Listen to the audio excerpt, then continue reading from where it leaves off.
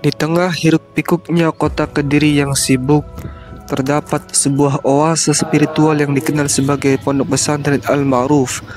Terletak di lokasi strategis, pesantren ini menjadi tempat perlindungan bagi para santri yang mencari pengetahuan agama, ketenangan, dan pendidikan yang berkualitas.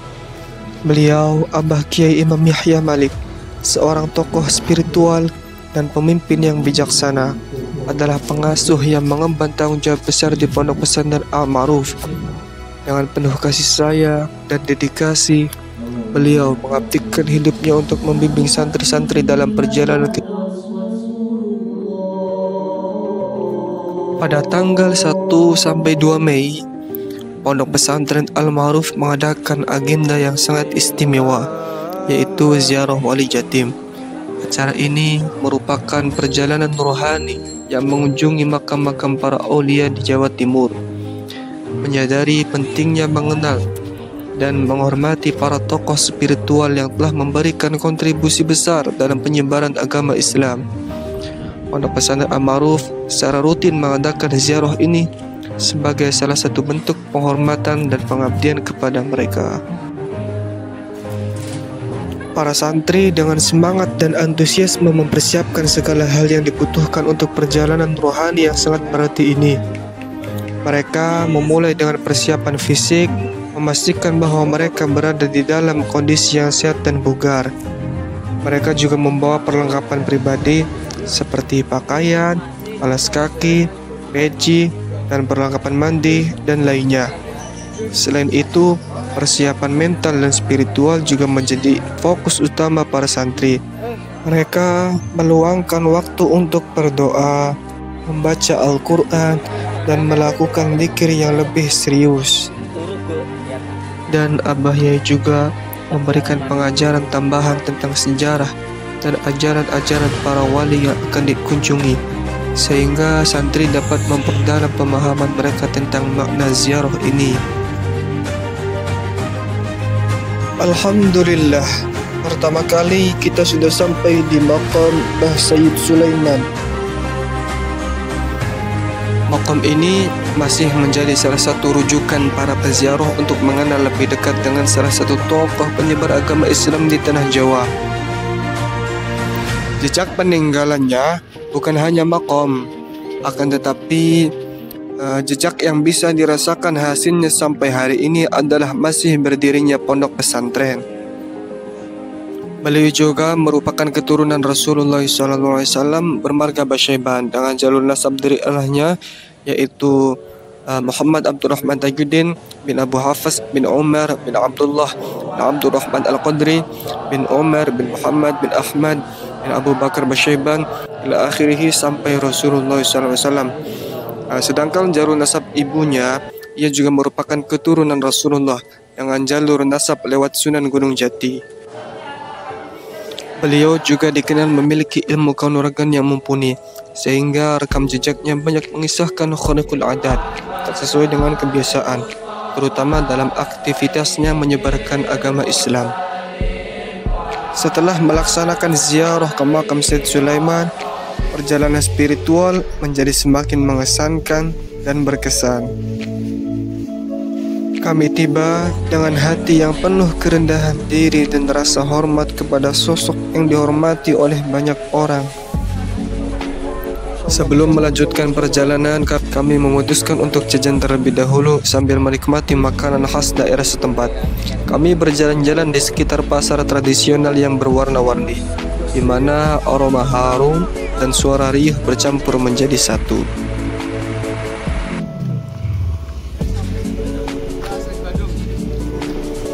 Dan selanjutnya, ini adalah makam Syekh Sumadil Kubro. Beliau merupakan seorang tokoh spiritual dari Indonesia yang dikenal dalam tradisi agama Islam. Beliau adalah salah satu dari Wali Songo yang merupakan 9 tokoh yang berperan penting dalam penyebaran Islam di Indonesia pada abad 15 dan ke-16.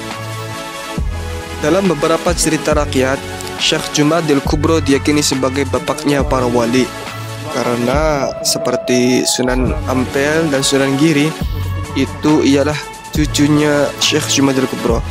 Begitu juga dengan Sunan Bonang dan Sunan Derajat, itu sebagai cucunya. Kalau Sunan Kudus itu sebagai cicitnya, keturunan keempat dari Syekh Jumadil Kubro.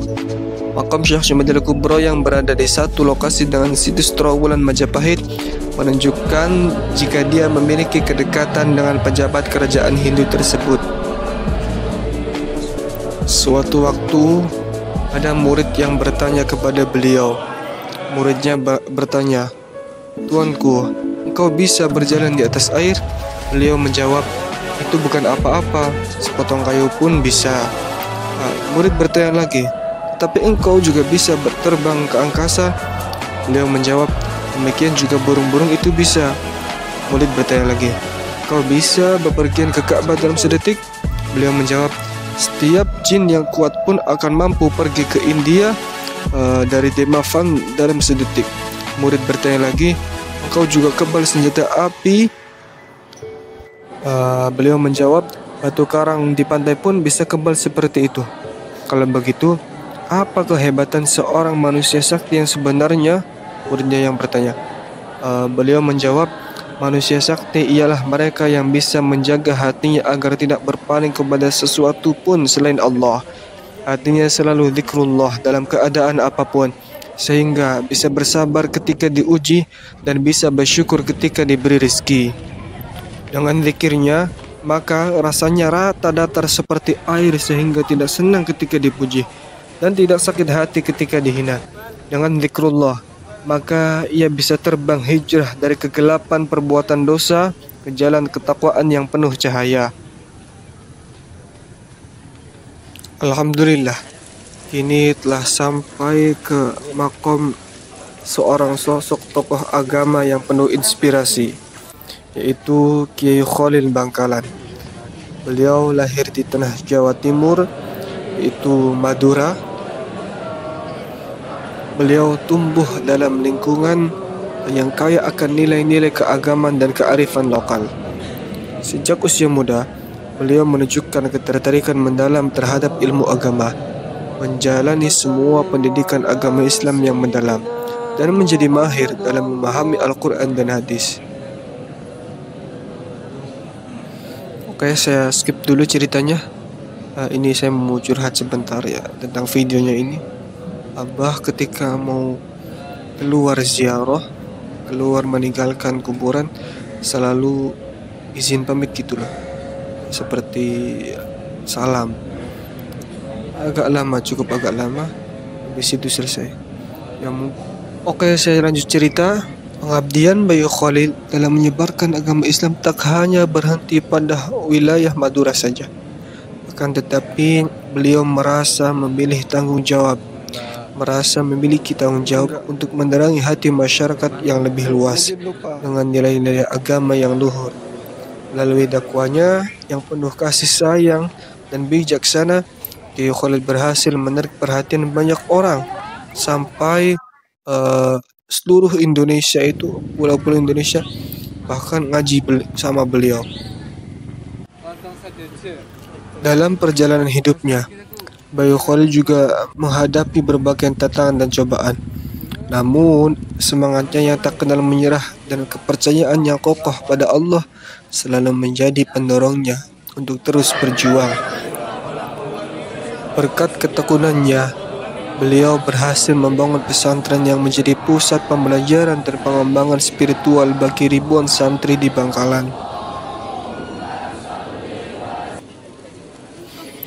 Dalam hening dini hari ini, para santri berangkat dengan hati penuh harap dan penuh rindu akan hadirnya berkah yang tak ternilai.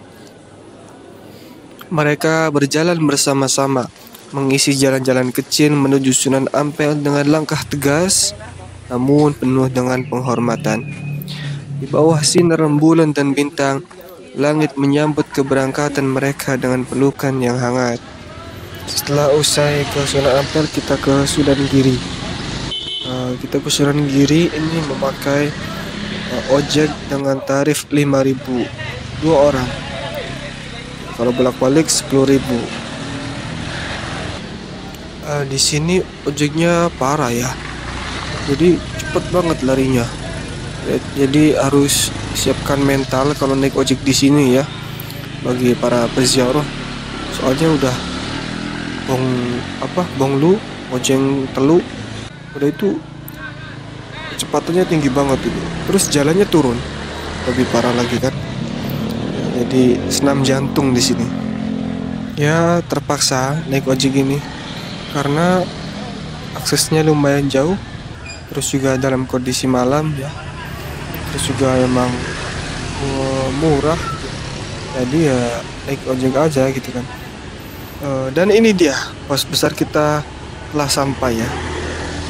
Besar jiwanya ya, bukan anunya.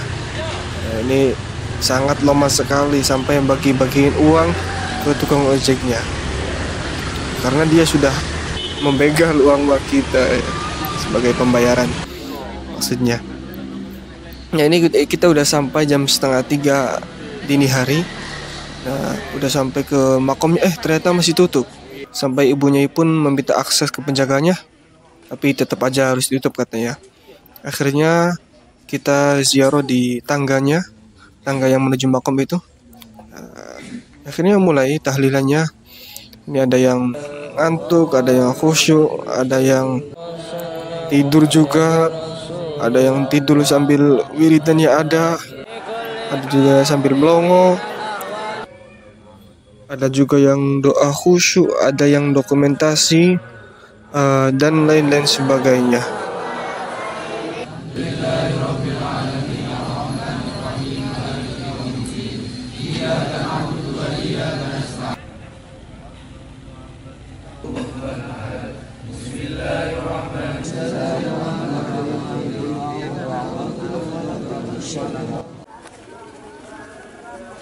Dan berakhirlah sudah acara ziarah di makam Sunan Giri. Selanjutnya itu mau nerusin perjalanan karena mengejar waktu ya, sebagaimana yang telah diinstruksikan oleh bos besar kita, yakni perjalanan selanjutnya yaitu ke Syekh Maulana Ishaq yang dekat laut itu di Lamongan ya. Di sini kita mendapatkan waktu yang cukup lama dari bos besar. Akan tetapi lamanya ini bukan karena nyaman, apalagi nyaman sama dia ya guys. Akan tetapi lamanya itu karena untuk mempersiapkan kegiatan ziarah selanjutnya. Ya seperti kegiatan jasmani dan rohani supaya bersih. Jasmani seperti mandi, makan dan sebagainya. Rohani ya seperti salat duha, membaca zikir dan lain sebagainya. Wilujeng wonten ratusan, wilujeng malih ngantos wonten tujuan. Allahumma amin. Suku tidak matur sebahun. Oh ini bos besarnya lewat lagi. Kami ucapkan terima kasih banyak untuk bos besar ya, karena sudah berpartisipasi banyak dalam ziarah Wali Jatim ini ya. Gimana gak mau terima kasih. Beliau gak makan 1 hari 1 malam, gak tidur 1 hari 1 malam. Yang penting jangan gak mandi 1 hari 1 malam ya, demi kelancaran kegiatan acara ziarah ini.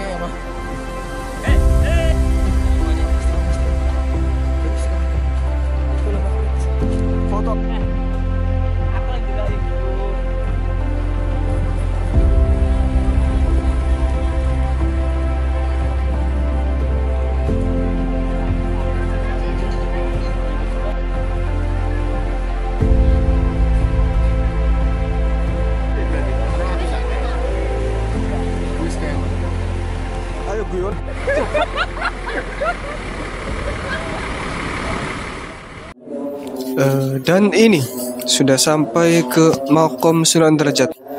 Beliau merupakan anak dari Sunan Ampel dan saudara dari Sunan Bonang. Beliau lahir pada tahun 1470 dan beliau merupakan keturunan Rasulullah SAW.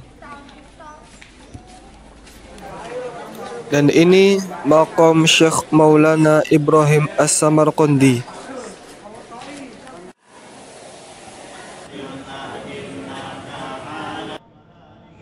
As-Samarqandi yang terletak di Lamongan, ayahnya Sunan Ampel.